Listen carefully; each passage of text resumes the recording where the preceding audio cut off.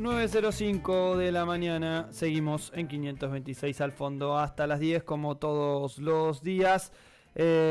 Recordá que nos pueden mandar tu mensajito al 221-314-6881 y comentarnos cómo estuvo el fin de semana, como por ejemplo Flor Alderete que dice: ¿qué quieren que les diga? Estuve estudiando todo el fin de semana.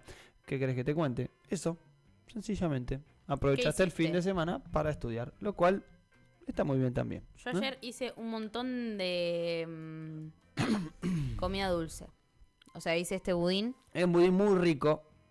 Mentira, todavía no lo probé. Para lo voy a probar. Y además unas pepas caseras. Bien. Esa es el arte culinario de Ari Alipi, que no vamos a hablar de eso ahora porque ya estamos en comunicación telefónica con Jair Sibel, colega, periodista en El Grito del Sur y Radio Madres e investigador de CELAG. Buen día, Jair. Franco y Arianda te saludan desde los micrófonos de Radio Trinchera. Uy, justo lo perdimos. Justo reconectando. Bueno, con Jair vamos a hablar un poco sobre esto que está sucediendo ahora, que es el conflicto entre Irán e Israel. Y concretamente, bueno, profundizar un poco en los motivos, ¿no? Venimos hablando sobre lo que sucede con Israel y el bombardeo continuo que efectúa sobre Palestina. Así que queríamos profundizar también sobre el actual conflicto. Ya lo tenemos ahora sí en comunicación a Jair Sibel, periodista e investigador. ¿Cómo estás, Jair? Buen día, te saluda Ariadna y Franco desde Radio Trinchera. Hola Ariadna, hola Franco, ¿cómo están? ¿Me escuchan bien ahí? Te escuchamos bien. No Perfecto. sé si vos nos llegaste a escuchar bien al principio, después justo escuchamos el ruido reconectando y...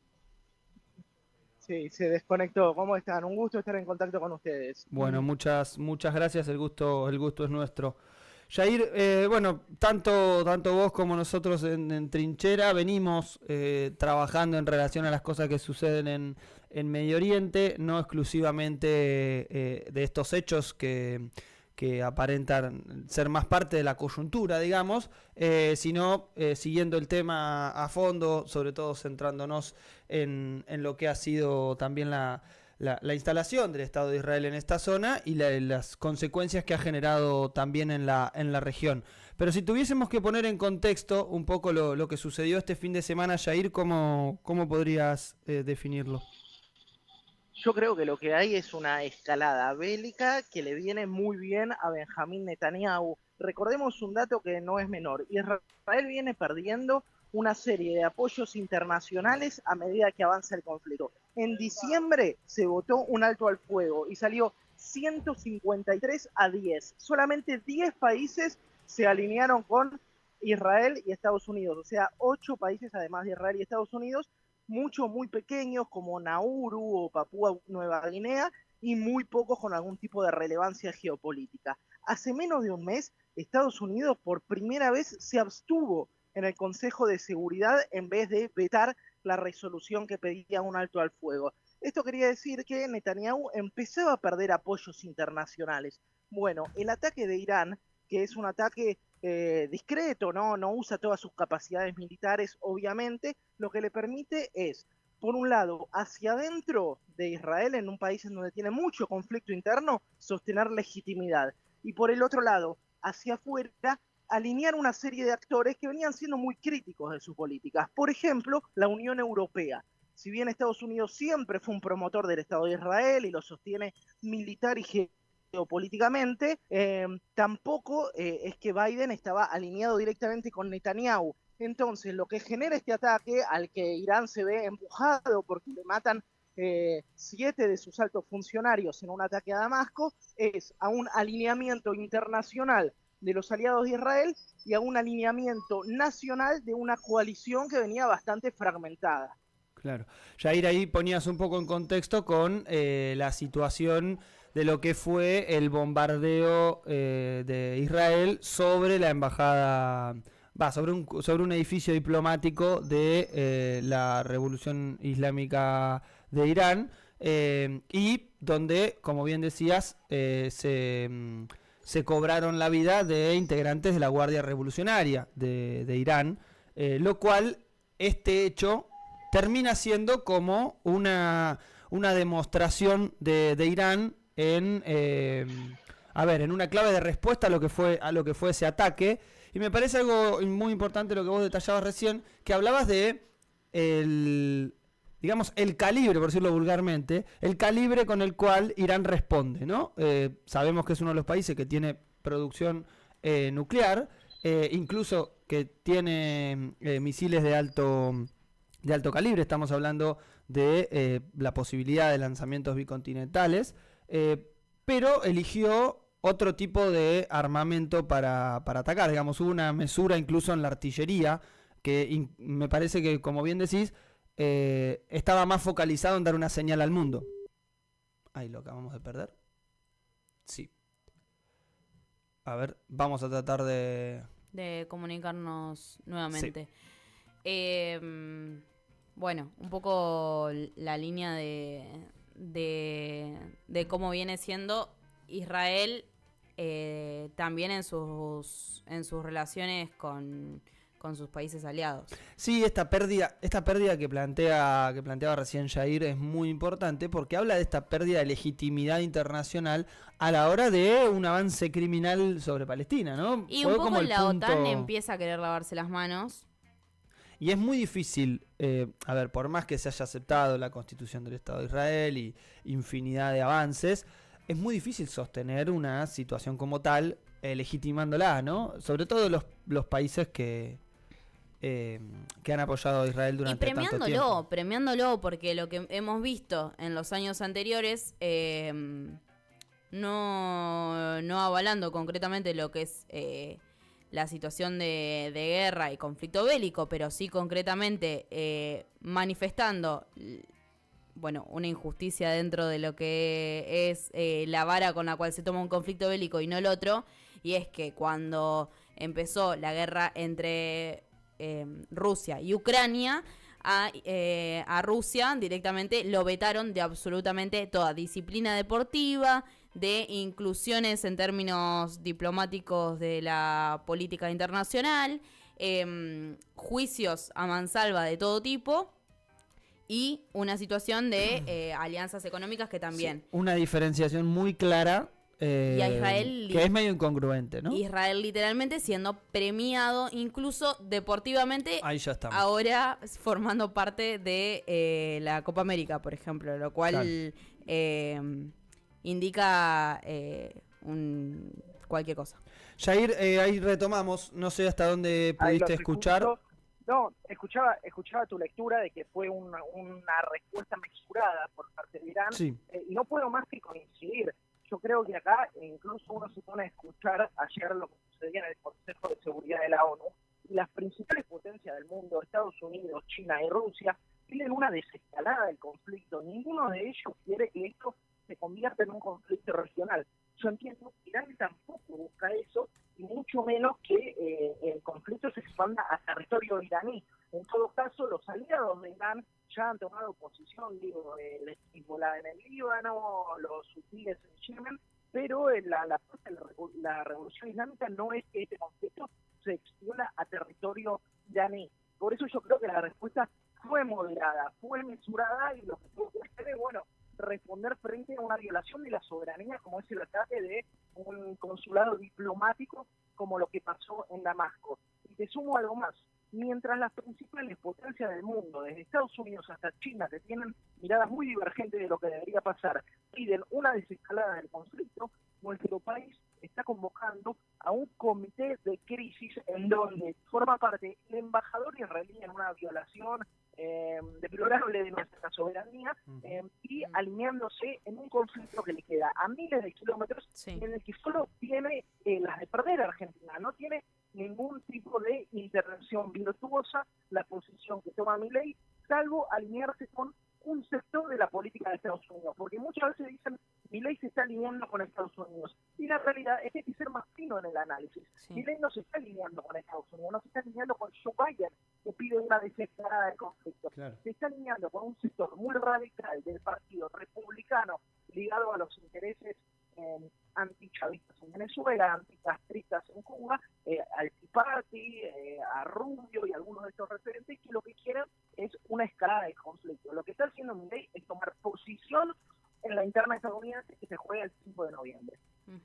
Yair, con respecto a esto que comentás del comité de crisis, ¿qué análisis haces ahí sobre concretamente cómo nos puede afectar a los argentinos y si hay que preocuparse de que ese conflicto bélico escale a niveles de ser perjudicados concretamente en Argentina?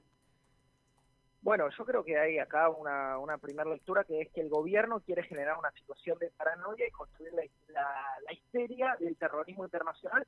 No sé si se acuerdan, hace poco habían detenido a unos ciudadanos yemeníes acusándolos de terroristas, sí. Al final eran peluqueros, pero la realidad es que sí tenemos un triste historial en nuestro país, que es el ataque a la mutual de la AMIA y a la Embajada de Israel, que redundó en asesinato de ciudadanos argentinos. En medio de una relación, bueno, lo nombrábamos hacía un rato, en medio de una relación de Carlos Saúl con los conflictos que se estaban sucediendo. Evidentemente, y en una toma de posición de Menem en el conflicto del Golfo en favor de Estados Unidos y los intereses ligados a Israel. Y sumo algo más, Argentina también tiene un triste precedente interviniendo en otros conflictos, porque si nos está escuchando gente de Córdoba, recordará lo que pasó en la fabricación, en la fábrica militar de Río Tercero, claro. Volando por los aires, porque Argentina vende de manera ilegal armas en un conflicto entre Ecuador y Perú. Digo, la última vez que Argentina intercedió en un conflicto militar en el que ni siquiera cortaba ni pinchaba, terminamos con la explosión de una de nuestras principales fábricas militares. Entonces creo que no hay que caer en la paranoia. A un sector de la comunidad judía ligado a la ultraderecha le conviene también construir esta idea. Digo, recordemos que el marido de Patricia Bullrich, Guillermo Schiaffo, es un tipo muy ligado a la Embajada de Israel, pero también hay que reconocer que hay un triste precedente en nuestro país, es la muerte de civiles y ciudadanos argentinos por conflictos geopolíticos que nos son totalmente ajenos. Ayer recordaba yo un dato que es que en la Primera y en la Segunda Guerra Mundial Argentina se mantuvo neutral. Entonces, en un conflicto de esta envergadura, lo más inteligente sería poder dialogar con ambas partes, incluso mostrar el peso que podría hacer Argentina en términos geopolíticos, proponiendo una solución al conflicto. Recuerdo el momento en que Néstor Kirchner fue el mediador entre Colombia y Venezuela en un marco de muchísima tensión. Bueno, Argentina tendría esa capacidad. Lo que pasa es que hoy tenemos un gobierno tan parcializado y tan burdamente deplorable en sus posiciones diplomáticas que nos lleva a tomar una posición que, te digo, ni las principales potencias, ni Estados Unidos está teniendo la posición radical que tiene Argentina en estos momentos. Tal cual. Yair, con respecto a esto, dos elementos. Uno que lo deslizabas recién nombrando los distintos hechos que se han sucedido en la historia, nombrabas particularmente Río Tercero, nombrabas AMIA y la embajada de Israel, hechos que después han tenido una sobredeterminación del proceso político de la Argentina, no solamente con sus ribetes y sus aditivos en la historia, ¿no? Alrededor de, pienso hasta, por ejemplo, una unidad fiscal que se creó para investigar eso, y allí tuvimos también la situación del fiscal Nisman, que también fue parte de un escenario. Digo que detrás de esto no hay cosas como muy esperanzadoras, y que comúnmente lo que se da es un proceso de un tablero de operaciones bastante espeso, por darle algún adjetivo. Sí, y te sumo algo más. Esto se da en el marco de una disputa en el Medio Oriente entre dos grandes potencias, entre Irán y Arabia Saudita. El ataque del Hamas el 7 de octubre llega en el marco de los diálogos de Abraham, de los acuerdos de Abraham, que era una serie de acuerdos en los que Israel intentaba acercarse a los países árabes más colaboracionistas, si se quiere, a Arabia Saudita, a los Emiratos Árabes, a Marruecos. Entonces, el trasfondo tiene que ver con una discusión geopolítica por quién es la potencia hegemónica del Medio Oriente. Estados Unidos tiene un claro alineamiento con Arabia Saudita, y los países más cercanos al BRICS, a Rusia, a China, tienen una cercanía mayor con Irán, más allá de las caracterizaciones ideológicas, porque no podemos decir que Lula promulga el islamismo político, pero sí una posición de no alineamiento. Yo creo que lo preocupante acá es que Argentina, en términos estratégicos, tendría que tener una posición mucho más cercana a la de Brasil o a la de Colombia, que son dos países que incluso impulsan la denuncia por genocidio en la Corte Internacional de Justicia. Ese es el título, no lo digo yo, que soy un profundo analista antisionista, sino que las principales potencias del mundo calificaron y la Corte Internacional aceptó esta carátula para investigar lo que está haciendo Netanyahu. Sería mucho más lógico que Argentina, en términos de sus intereses geopolíticos, se alineara con el BRICS. Y te digo algo más, el principal conflicto político internacional que tiene Argentina es con la OTAN. Es por la soberanía de nuestras islas Malvinas y nuestras islas Sándwich del Sur y nuestras islas Georgias. Y la OTAN es el principal aliado de Israel. Entonces, acá es hasta irrisorio el alineamiento tan directo con nuestro principal enemigo colonizador, que resulta, bueno, incluso en términos estratégicos, una subsumisión de nuestros intereses nacionales a los de la potencia que suscita nuestro territorio. Tal cual. Jair, con respecto a algo que sucede aquí en la Argentina, que muchas veces vemos, sobre todo quienes hacemos comunicación, es alrededor de las coberturas de estos hechos. ¿Cuál es el análisis al que llegás? Me imagino que además estando muy encima de lo que sucede en Medio Oriente, hay distintos elementos que puedas compartir, pero realmente nos llama mucho la atención la diferencia y la parcialidad en el tratamiento mediático en relación a lo que rápidamente el fin de semana fue una condena masiva de casi todos los programas de televisión, incluso programas que uno podría decir no están alineados para nada con el gobierno de Milei y que sin embargo se encargaban de aclarar su posición en defensa del Estado de Israel. Yo creo que hay que tomar una serie de elementos. El primero es el peso que tiene la comunidad judía históricamente en Argentina, en los diferentes gobiernos. Digo, vale recordar que el que impulsa el memorándum con Irán es Jacobo Timerman, un tipo que pertenecía incluso a la comunidad judía, y también vale destacar que no todos los judíos son sionistas, y hay que hacer esa diferenciación que me parece más que importante en este momento.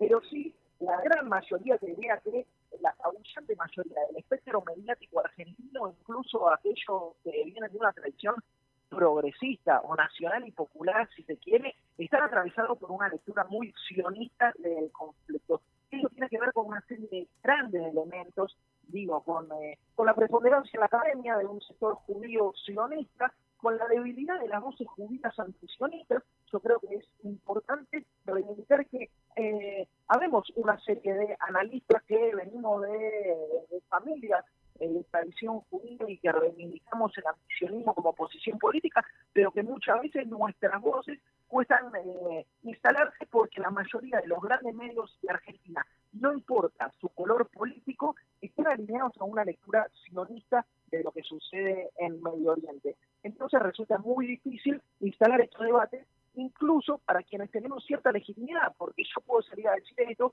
y nadie me puede señalar diciendo que soy antisemita, pero el argumento del antisemitismo es una herramienta de muy fácil cancelación para cualquiera que quiera hablar en contra de lo que está llevando adelante el Estado de Israel. Entonces me parece que, por un lado, tenemos un esquema de medios muy concentrado, muy alineado con intereses económicos de Israel, Estados Unidos y un sector de la comunidad judía, y por el otro lado también tenemos una debilidad de los medios del campo popular.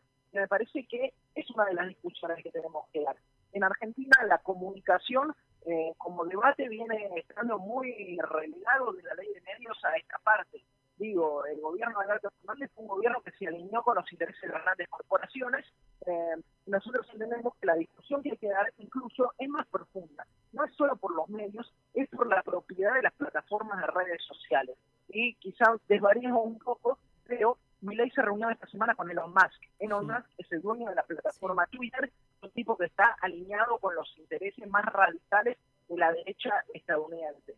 Entonces, en la medida de que en Argentina y en Latinoamérica no discutamos la propiedad económica y el control de contenido que hacen las redes sociales, vamos a tener una hegemonía abrumadora de los discursos conservadores, de derecha, colonialistas en nuestros territorios. Entonces creo que son las dos cosas, la necesidad de discutir el escenario de medios en Argentina y una militancia constante de comunicadores que tenemos que salir en la discusión de que antisionismo no es antisionismo y que hay que ser muy tajante en esta línea. Tal cual, Jair, clarísimo el aporte y las lecturas. Te agradecemos muchísimo estos minutos y obviamente seguimos en comunicación, no solamente viendo los distintos contenidos que laburan tanto en El Grito del Sur como en Radio de las Madres.